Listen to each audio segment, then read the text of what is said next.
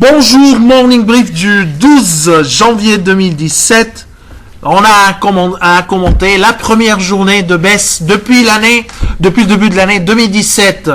Alors, ce qui est important, c'est qu'il y a eu également, au cours de la journée d'hier, quelques actualités. On commence à avoir un peu un flux d'actualités après une semaine plutôt où on a eu rien.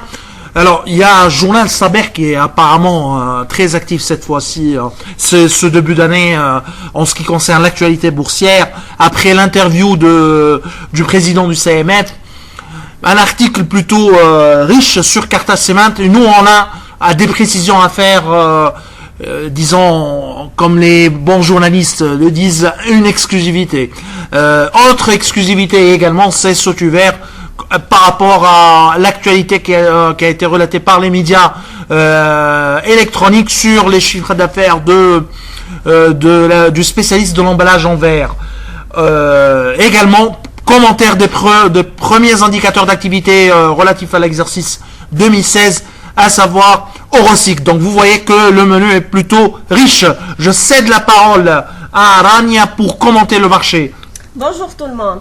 Après 6 séances de forte hausse, la place de Tunis a fortement reculé hier, baissant de 0,48% sur des fonds d'opérations de prise de bénéfices. L'indice reste toutefois proche de ses 5550 points.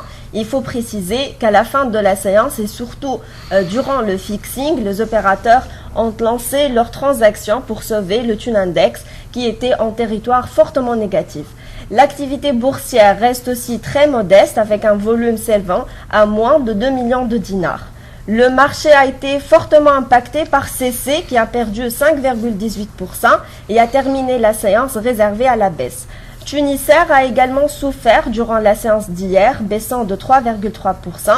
À ce niveau, Tunisair se cote à son plus bas historique. Les ciments de Bizert reculent également de 3%. Les hausses ont concerné plutôt Sopat, SIL et Star, gagnant chacune à peu près 3%. Sur un mois, l'assureur Star a accumulé une performance de près de 10% sur 2 dernières semaines.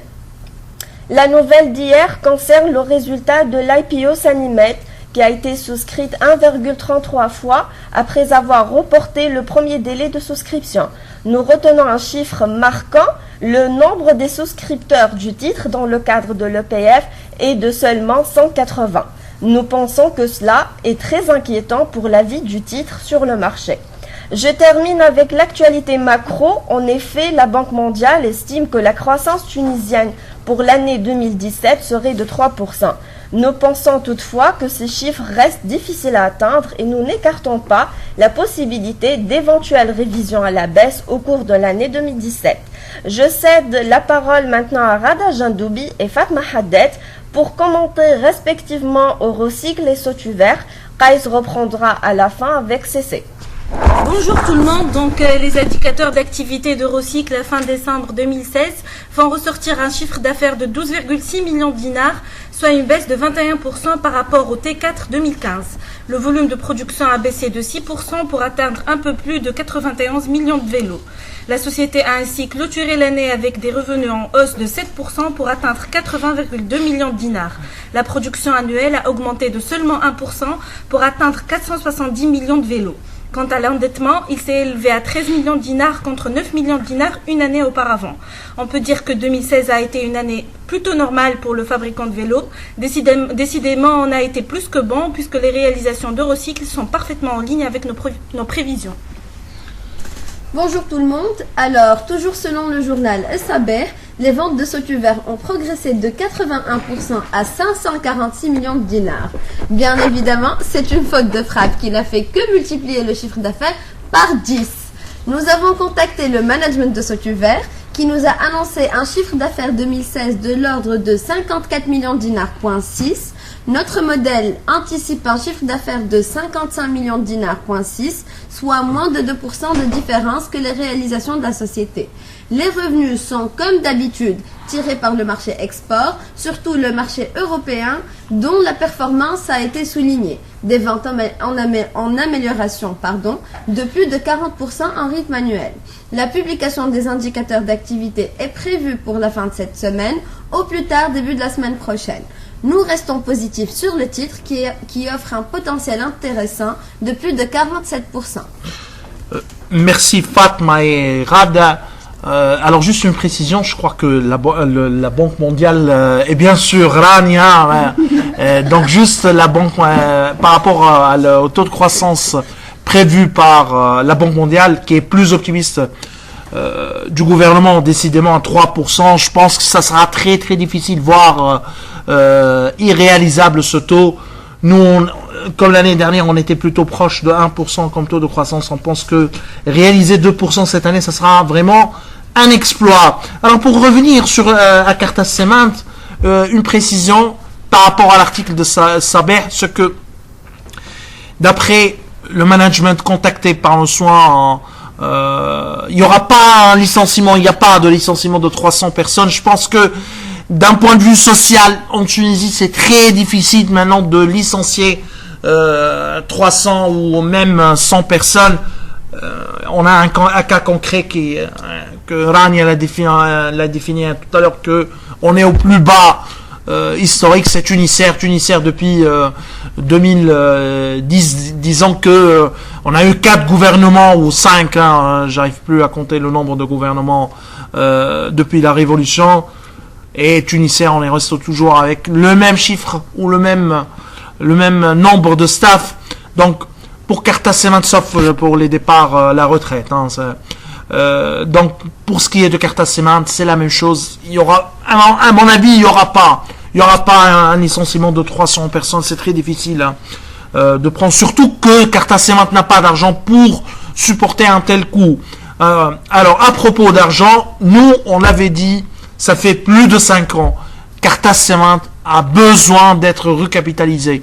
C'est-à-dire une recapitalisation est inéluctable pour Karta Cement. On pense que le montant serait entre 170 et 200 millions de dinars. Et là, après avoir recapitalisé et injecté des fonds, la question du contrat de Côte d'Ivoire sera secondaire, puisque c'est vrai, le marché tunisien il est en surcapacité, mais le vrai problème de Karta Cement reste sa structure bilancielle. Alors, à propos du contrat Côte d'Ivoire, en Côte d'Ivoire, pareil. Nous, on confirme notre estimation, c'est que il est impossible d'exporter 1 million de tonnes par voie, 1 million de tonnes de clinker par voie maritime. D'un point de vue logistique, c'est impossible. Peut-être après Tunisie 2020 ou Tunisie 2030 ou je ne sais pas quel chiffre, quelle année, c'est impossible. Tunisie 2017, impossible d'exporter plus de 1 million de tonnes par voie maritime. Par contre, nous, on est plutôt sur 300, au maximum, plafond de 400 000 tonnes de deux. Le contrat n'a pas été annulé, pour le moment, du moins ce que le management avait annoncé. D'ailleurs, eux, ils disent que les contrats sont signés, que même les contrats ont été déposés auprès des banques. Donc, la vraie question par rapport au Côte d'Ivoire, au contrat en Côte d'Ivoire, c'est quand est-ce qu'ils vont démarrer. Parce que Karta Cement a besoin d'argent, a besoin de ce flux qui devrait arriver de la Côte d'Ivoire. Donc, nous, on reste toujours de notre opinion sur Karta Cement. On n'achetait pas Karta Cement à 2.2 et on n'achetait pas Karta Cement à 2 points. Après, à 1.8, je sais pas. La tendance est plutôt baissière sur le marché. D'ailleurs, le sentiment, nous, on traduit par notre momentum de cours. Le titre devrait baisser encore. Il y a encore de la pression à la vente. Je pense un véritable point d'entrée et qui est très intéressant, c'est 1.5. Donc, je vous remercie pour votre intérêt. Et je remercie également Rada, Fatma et Rania. Aujourd'hui était plutôt un morning brief riche. On espère être toujours à avoir des données et de chiffres et d'exclusivité pour nos clients. Et on vous remercie et on vous souhaite une très bonne journée. Au revoir, à demain.